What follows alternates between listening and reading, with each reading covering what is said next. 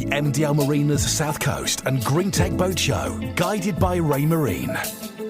So we've done the Green Tech show since the very first one. When Tim from MDL approached us, I thought it's a good idea because there is clearly a lot of education required for people to understand just what's possible now. Well, look, the Green Tech show is the only show really in the UK and in the most part of Europe that is 100% focused on zero emission sustainable boating, and we're very much in the zero emissions game. So obviously it's a great opportunity to show the world what we're up to and invite customers to come and have a look. All the tickets to enter the show are completely free.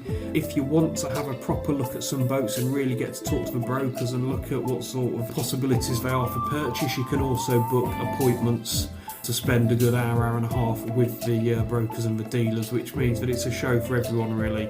MDL have been fantastic about setting this up and really bringing everyone together and really highlighting the importance that we need to start being more sustainable, protecting the waters that we depend on for our livelihoods, our well-being and enjoyment. And having this show, being such a success, is really bringing everyone together for this common cause and showcasing what can be achieved. The visitors have come and been very impressed. Certainly the layout of the show, it forms a really nice kind of atmosphere. That partnership works both ways for us. So for us, it's about supporting MDL, it's about supporting the marine industry as a whole, and for them, obviously, we've helped with the marketing and being part of the show and the organising. Hello and welcome to This Marina Life with me, Kerry Hereford-Jones and MDL Marinas. Today's episode is all about the MDL South Coast and Green Tech boat shows, taking place from the 19th to the 21st of April 2024 at Ocean Village in Southampton.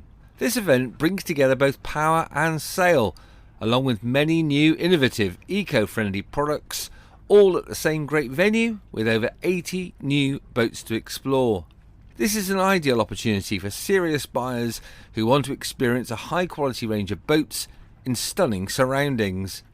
Attendance is free, and you can make appointments to view specific boats on display or meet with individual exhibitors. In this episode we'll hear from MDL Sales and Marketing Director Tim Mayer about the show itself. You'll also hear from some of those exhibiting, including Steve Bruce from ePropulsion Technologies, Kate Fortnam, the RYA's Green Blue Campaign Manager, Alasdair Marshall from SE Yachts, and John Partridge, the CEO of the Raymarine Group. Let's begin with my chat with MDL's Tim Mayer.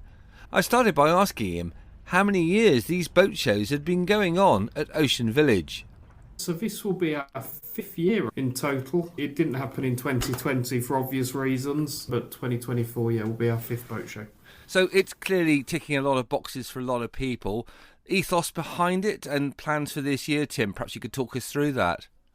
The ethos behind this show essentially was just about trying to make sure that brokers had somewhere that was affordable, where they would essentially get to see those people that want to buy boats. So it isn't a show that's aimed at the general public, but certainly over the years it's begun to grow, and in 2021 we launched the first ever Green Tech boat show, which we held in Plymouth, and that was all about trying to get any of the environmentally friendly or sustainable ideas into customers' hands so they could actually see what was happening, speak to the experts and really understand what was going on that side of the business. If we move forward to 2022, we combined both shows and we moved the Green Tech Boat Show from Plymouth up to Ocean Village, and the reason behind that was just the fact that actually the Green Tech stuff wasn't quite so niche. It was kind of a conversation everyone was therefore having, and it made sense to combine it. And because of that, the South Coast and Green Tech Boat Show is now probably the largest regional boat show in the UK. There's over 100 boats going to be at the show, plus around 45 land exhibitors exhibiting everything from green technologies to chandlery to just general things that you're going to want if you're into marine and boating. And the venue really lends itself to this very, very well indeed, doesn't it? Absolutely, yeah, Ocean Village is a fantastic venue, so loads of eateries, lots of retail, right in the heart of Southampton with fantastic views, and the show layout therefore makes it really user-friendly for anyone Let's remind ourselves about attending as a visitor. Very straightforward, relatively easy parking, and all laid out in a very compact area. Yeah, so all parking is in an undercover multi-storey car park, which is called the Ocean Car Park. And as soon as you walk out of the Ocean Car Park, you'll just go to the show entrance.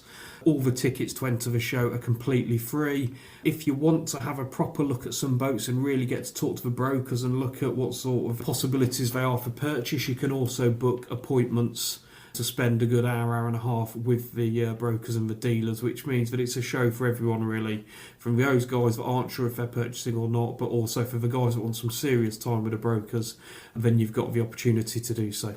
A couple of key partnerships, clearly a brilliant one for MDL and for Raymarine coming to the party. It must be great to keep that association going with someone as good as that.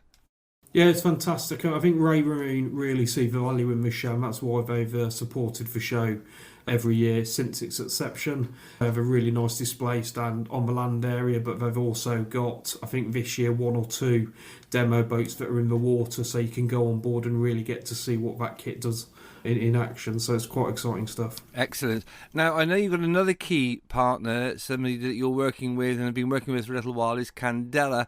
They've got something a bit special they're bringing to the show, haven't they? Yeah, they have. The Candela boat's a really interesting opportunity. I mean, it's a hydrofoil, it's a C8. This is a vessel which, because it's a hydrofoil, means for the Solent it's fantastic because it's not going to get bashed around by some of the chop, which some of the other vessels tend to. It's got a really good electric range, so you're looking at about 100 to 130 nautical miles, and we will have the Candela at the show.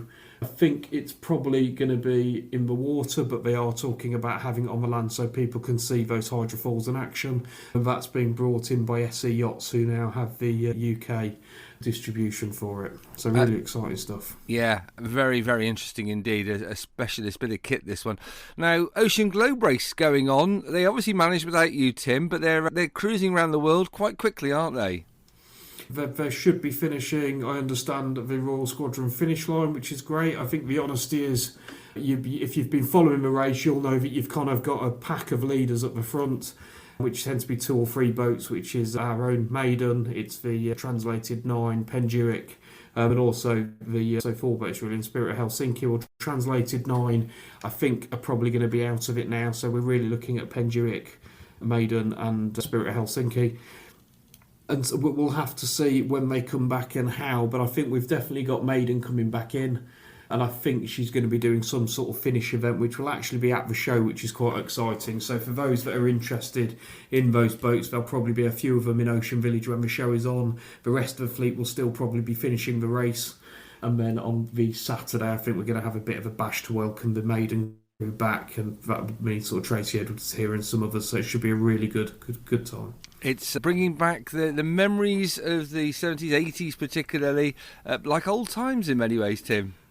Yeah, like we will recreate the monumentous achievement that Tracy managed to achieve back in sort of 89 to 91, and we'll have that really nice big parade of sail. And obviously anyone listening, if you've got a boat and you happen to be around on April the 20th, then feel free to join in with that as we bring them into Ocean Village. I think that's just wonderful. It's almost like it's all planned there, Tim. I've decided you can't plan a date when these guys are doing like 28,000 nautical miles. I think for those that have been watching it, look, it's been a really good race to watch, but there is definitely a few weeks between the leaders and the people sort of coming in from Maria. It's been great to be involved in the start, and I think for those that managed to get to the race village, it was just great to see members of the public being able to touch and feel those boats, meet the crews, meet all the people that have made this happen, and it's going to be really nice to see these people come back. Yeah, it certainly is. Back to the show to conclude today's podcast. A big event going on, of course, is the MDL's Green Innovator of 24 award, and that has really got some traction now, Tim. Yes, this is the 3rd year that the Green Innovator Award will be there. ePropulsion have won it for 2 years. We think that there's a good chance other people may be picking the post now, just because there's some really fantastic stuff that's coming up. But anyone can go onto the MDL Marina's website, click on boat shows, and then you can go and nominate the company which you think deserves it. So these The votes for this award are all voted for by the public. I think there were just over 700 votes last year. If we could get over 1,000 votes this year, that would be really good. But there's just lots of things to choose from. Companies like Archipelago, ePropulsion, things like Optima. So it's a whole range of companies that are developing some really quite exciting stuff in that space. It's going to be a great show, I know.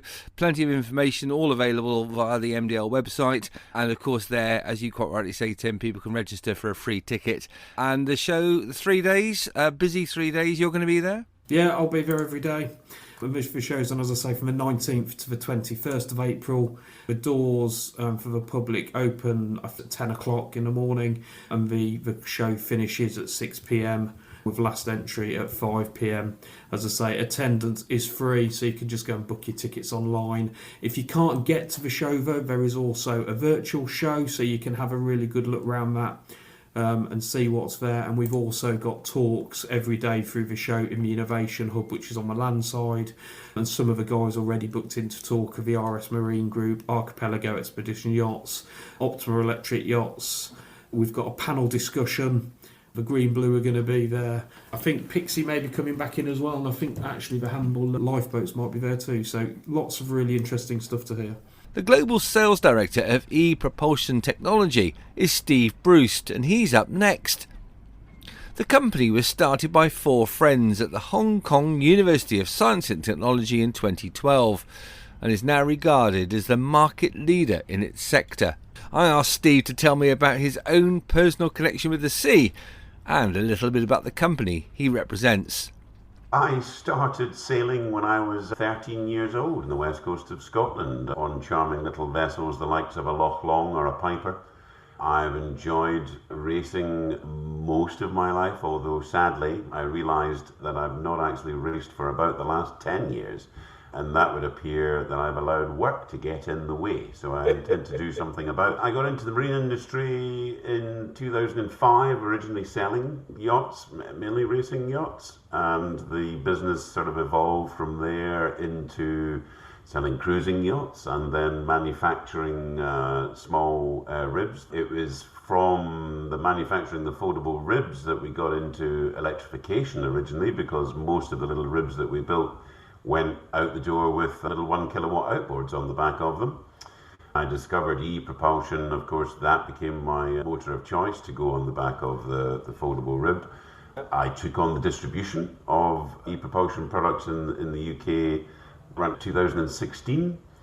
And then in 2021, ePropulsion then approached me and asked about buying a majority share in ePropulsion UK. We agreed to do that, and then I took on the role as Global OEM Sales Director with ePropulsion Technology. So we still look after the distribution in the UK, but my team also now looks after boat builders globally. Goodness me, that's a great route to where you are now, because you've not only used it, but you've been at the cutting edge of a lot of this stuff. Absolutely. Most of the people in my team here in the UK have all used the products in their own applications, so we get it, we see the advantages. We're talking here about the Green Tech and South Coast Boat Show, putting on by MDL. What attracts you to this kind of show? So we've done the Green Tech show since the very first one. When Tim from MDL approached us, I thought it's a good idea, because there is clearly a lot of education required for people to understand just what's possible now. We hear the same comments, the same conversations. There's the same concerns that people probably once had when you were thinking about electric cars. 10 years ago, if you had an electric car, you were in the minority. And clearly now, if you don't have an electric car, somebody in your family does, or at least somebody in your social circle does. They've become much more commonplace. That, I imagine, has helped with people thinking, well, I pedal to work on my electric bike, or I go further afield in my electric car at the weekend. I'd probably like to enjoy an electric boat, because they understand the advantages, which are much the same. There's no noise, there's no smell, there's no vibrations. It just becomes a much more pleasant experience. But they have the same concerns that, where do I charge it, and will it get me to where I want to? And the reality is that yes, it can. We simply design it to do what you want it to do. And I would have said that for the vast majority of the way people use their boats now, it's possible to electrify now. And also the cost is, I think, another thing that concerns people. And again, if you look at designing the right system for the right application, you can quite often actually save money by electrifying because you've got rid of the associated cost with maintenance and fuel. So more and more we find that the case, particularly where boats are used regularly. If a boat's used on a daily basis, then absolutely electric is likely to be a better answer. From your point of view, a show like this is obviously high on your agenda to be at because it's the right kind of venue, kind of right place to talk to people, engage with those that are perhaps on the cusp of change? I think so. I mean, where we are in Ocean Village and co-locating it with the South Coast Show, which is growing in popularity year on year. Certainly when the Green Tech Show started down in Plymouth, it was small numbers there. There were more numbers when it moved to Ocean Village. And I envisage that it will continue to grow. So yes, right place, right time. From your perspective, engaging with people at these kind of events, at these kind of shows, you're clearly, as you mentioned earlier, they're getting traction from people. They're starting to engage. I do get a sense, though, that range anxiety, as in the car world, is still a bit of an issue. Well, it's having that conversation with people, because I think my experience going back to when I was selling boats, they buy a boat imagining that they're going to disappear around the world, or certainly much further afield. The reality is that the boats tend not to go that far that often. These are facts. And then the other thing is that if we're talking about a sailing boat, for example, they might buy a boat with it, it's got a 100-litre tank in it. And they'll have this conversation where they'll say, well, yeah, I mean, I've got 100 litres of diesel in there and it'll take me X miles on my boat. And you say, okay, that's fine. So let's just look at your actual use profile. So how often do you fill that tank up? Quite often the answer is I fill the tank up once a year. Okay, and how much fuel do you put in there when you fill it up? Oh, I could put 20 litres in there. So you've then quickly learned from that conversation that this person uses 20 litres of diesel per annum. So when they get their head around that that's actually their user profile, then it becomes quite simple to say, well, we can design a yacht that allows you to do that and then some. And again, we try not to get too technical, so we can say, look, do you want to be able to motor 30 miles? Do you want to be able to motor 60 miles? Do you want to be able to motor 90 miles? Now, the reality is that many, many users would simply never contemplate motoring that far. And if you fit anywhere into those realms, then absolutely, it's perfectly viable to electrify now. Practicalities aside, it is also right on trend, of course, because people want to make the conversion. They do and recognise so many advantages of going electric. But the impression I have, again, and correct me if I'm wrong, is that cost is still a major issue here. Particularly, I'm thinking here about the replacement for the old outboard. Cost, again, I think people have it in their head that it's going to be an issue, but if you look at the total cost of ownership, often you'll find that electric will actually save you money. If you take the example of the little 1 kilowatt outboard now, which is a very popular size in Northern Europe, certainly in the UK, that's a direct replacement, say, for previously you might have been using a 2.5, 3, 4, 5 horsepower to power your little tender. Now, we've got a couple of products in our range that in reality, well, if you take our little 500 watt motor, that retails at £1,000. If you take our 1 kilowatt motor, that retails at £1,800. If you compare them to a 2.5 or a 3 or a 4, it might be a few £100 more that you've paid for it up front. But if you want to have a warranty on a petrol outboard, then by the end of the first year, as soon as you've paid for your first warranty service, your electric motor was now cost neutral. By the second year, your electric motor is now saving you money because you don't have to have it serviced in order to maintain the warranty. So at the bottom end, at the lowest power range, actually, if you actually look at the total cost of ownership, it's probably going to save you money on top of the fact that it's less hassle. You've not got to worry about getting it serviced. And lighter to handle as well, of course. And then if you put that into the larger motors, Well, the same argument. I mean, certainly from our point of view at ePropulsion, we've very much focused on being able to provide people with a complete solution. By that, I mean, we make the motors, we make the batteries, the inverters, the DC-DC, all of the components that are required to make this work within your application. And because we are making these repeatedly in our same facility, we can do that for quite a sensible cost. So if you're talking about replacing a 20 horsepower, 40 horsepower, 80 horsepower diesel inboard, we could replace that with a motor that's a broadly similar price. Then you've only got the consideration of the batteries, and the way I look at the batteries is, well, just imagine you're buying all the fuel up front. So again, if you look at the total cost of ownership, you can see that it doesn't actually cost you any more money to go electric on many applications now. Let's now meet John Partridge, the CEO of RS Marine Group. I began by asking him what made him come back for another year to this particular show. Well, look, the Green Tech show is the only show really in the UK and in the most part of Europe that is 100% focused on zero emission sustainable boating. And we're very much in the zero emissions game. So obviously it's a great opportunity to show the world what we're up to and invite important customers to come and have a look. Since we last spoke, I think it was back in 2021, what you now offer and what you now can deliver has changed dramatically, even in those few short years, hasn't it? Yeah, I think from our part, the technology has moved on everywhere, really. We now have a productionized RAD 40 drive, which drives the Pulse 63, which is our rib. We have a new battery system inside there, which offers greater efficiency, greater range, greater capacity in effectively the same space. And we have more products coming for this autumn, which show that electric boating is on the rise. What's the two-way process at a show like this for you, John? I think for us, it's another reason to engage with customers that have seen how we developed over the last couple of years, show the progress both in the sort of leisure but also in the commercial market. Many organisations around the UK are very focused on how they reduce the emissions their vessels or small boats are creating, and obviously very interested to understand what we've learned, what we've developed and what we're delivering now and how they could use it within their environments.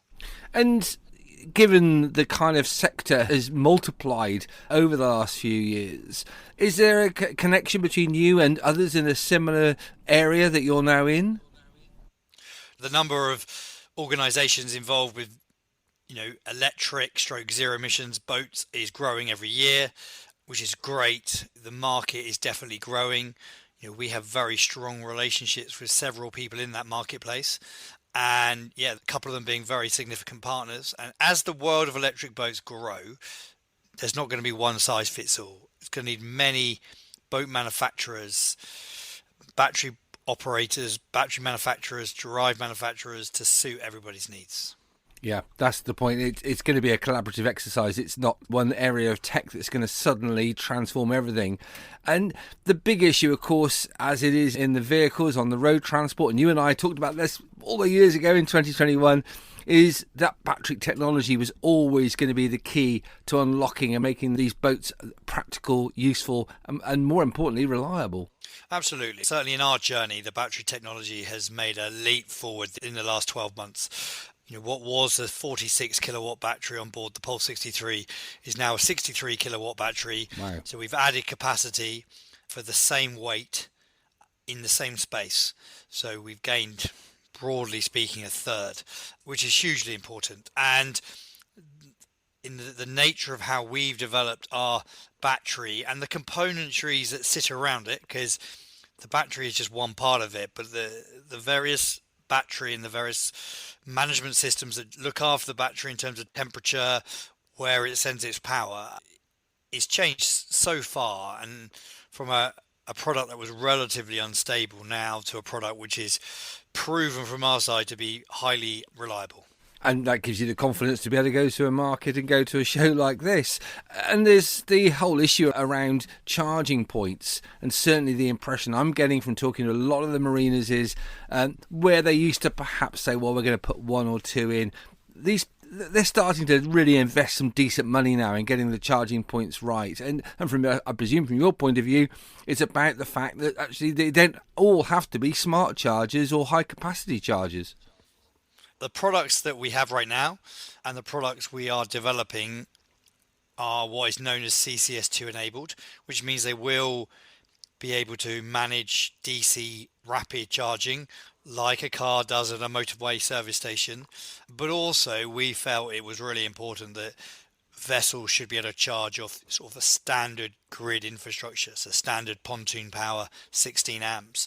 And with our improved offering as we've entered into 2024, we've actually upgraded the onboard charger from a 16 amp charger to a 32 amp charger. So marinas that can offer a 32 amp socket, we can take all of that and use that to charge our vessel. I remember back in 21 we were talking there about you and your business understanding the needs of the end user. You brought that moment to me, the light going on, that actually you have to think about that these boats aren't being used every single day, every single hour, are they? You know, it's about the percentage is something, I think you said 5 or 10% of the boat's life is actually being used. So it's actually in a way building the boat that's right for the market.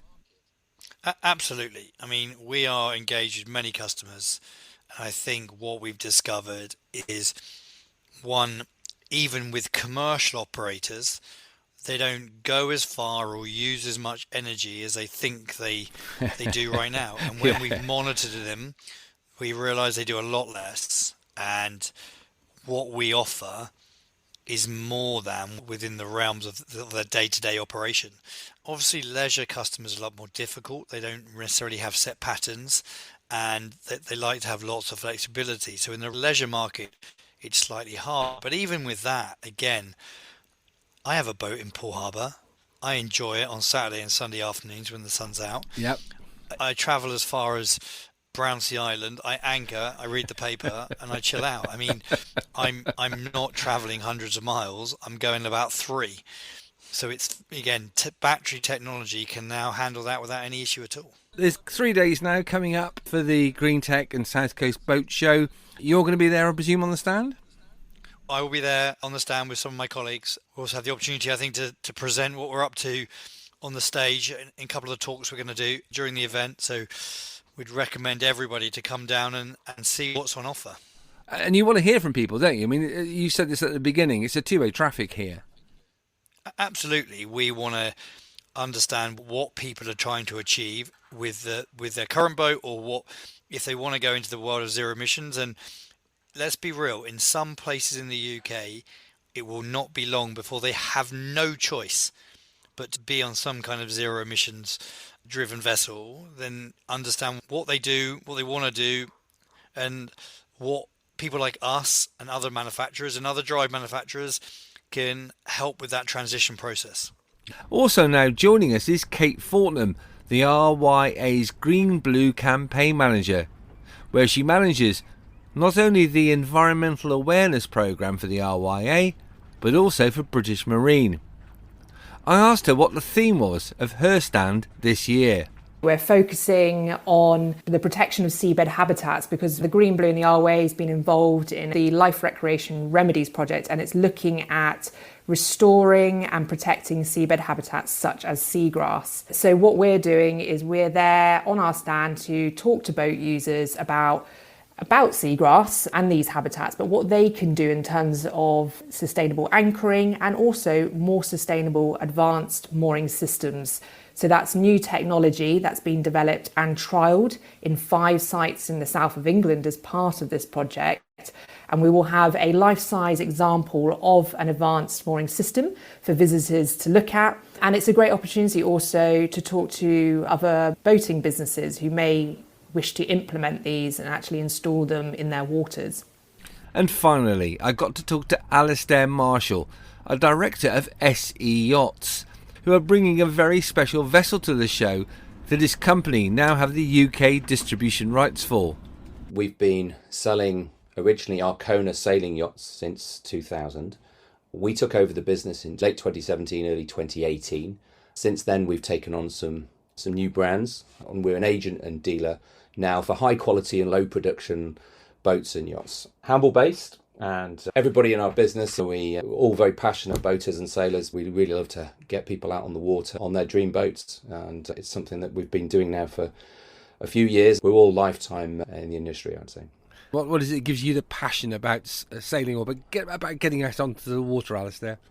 We find that when customers are coming to us and they're looking to buy a boat, and it's a very expensive purchase, we really understand boat ownership and helping people get out and not just get out on the water, but also that whole package of owning a boat and looking after the boat and ultimately selling it on towards the end of the life as well. And looking after the lifespan of both the boat and the people on it is something that we really enjoy to do. We all have boats and like to get out ourselves, so it's something that we feel that we can help a lot with.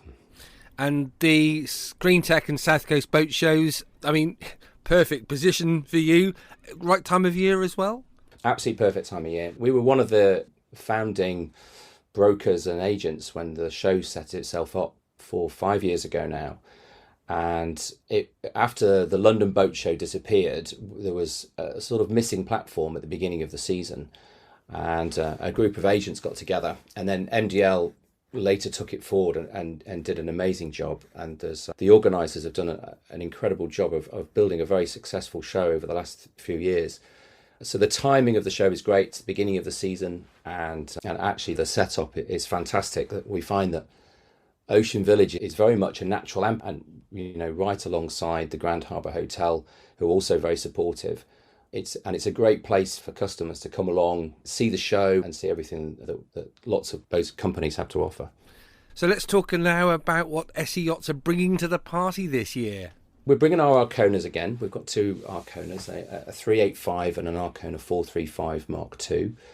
Those boats have been our most successful boats into the UK. We've sold a fair few numbers of those. But perhaps quite excitingly, we're also building the Candela, which is a hydrofoiling electric boat, also from Sweden again. And that's a boat that we're quite excited to show as it's new to the UK. So it's pretty cool. Yeah, I think it's going to be one of the highlights of the show. And this Candela, the whole essence of it is about maximisation and also quite suitable, really suitable, in fact, for the South Coast. And I'm thinking now about the Solent particularly. Yes, I think the technology that goes into a Candela is incredible. We've just recently come back they do an annual training session for our servicing guys, and we were out there for that. And you really start to get into the finer detail of how they build the boats. And the more you get into it, the more geeky it gets, if I can say that. You can say that. Yeah, it's a bit of a geek fest, I'd have to say. And I think that's something that is really interesting, really inspiring. The team over in Sweden are fantastic. What they are bringing out into the marketplace is, as you say, it's a very new type of boat. And, in new areas, and the UK is a new area, there's new challenges, and overcoming and building and growing on those challenges is something that Candela have committed themselves to doing. And we're really seeing it grow over time. If we are to get electric boats being more rolled out into the UK and perhaps the rest of the world, Candela really is at the sort of pointy end of that process. How great to be associated with something like that emerging into the marketplace. And what are people going to see in terms of shoreside? Is there going to be a chance to actually see the hydrofoils themselves? Yes, exactly. That's the plan. We're going to have the Candela on the shore, and the hydrofoils will be dropped down one level, so you can see the motors and see the hydrofoils. And we'll also have a stage so that you can climb onto the boat and see how the boat is a day boat, the actual sort of internal organs of it. It looks cool because it's carbon and it's that sort of dark grey look, which isn't the only look that you can have, but it looks great. And so you can see the sort of the real cool boating element of it. But then obviously getting off and getting into some of the technical elements is something we're really keen to show people what Candela have done and continuing to do with their developments, because their developments have just not stopped. Just before Christmas, they launched the P12, which is a commercial 30-seater commercial ferry, which will be going into Stockholm later this year. So that's pretty exciting as well. These guys really are excitingly at the cutting edge, as you say, and the whole point of this is the efficiency, isn't it, at sea, the efficiency with battery power to have that lesser friction into the water. This is the win, isn't it? Yeah, I'd agree with that. There's a lot of electric boats out there, and they're boats with electric engines. There is a place for that, and I think that's an interesting development as well. What Candelo have done, as you say, is by taking the boat out of the water, it so massively reduces the friction that you can really get a boat that can do something. At the moment, with the amount of batteries that are being supplied, the range that you can currently get, but there's very much a choice thing, because they could give it more batteries, which would give it more weight, which would change the numbers, but they can play with this, you see, and this is something that they have to develop. So at the moment, we've got a boat that can do 60 miles, which for most people who are doing a day boat is more than enough.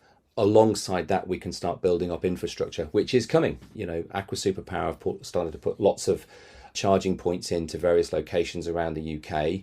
And with the new Polestar batteries that the boats have, you can charge in 20 minutes from 20% to 80%, which is incredible, which makes it a very, very usable boat. And I suppose there is that whole thing about when you're needing to repower is to have the flexibility of what you can plug into. And marinas are, as you quite rightly say, coming to the party, but it's taken a while, hasn't it?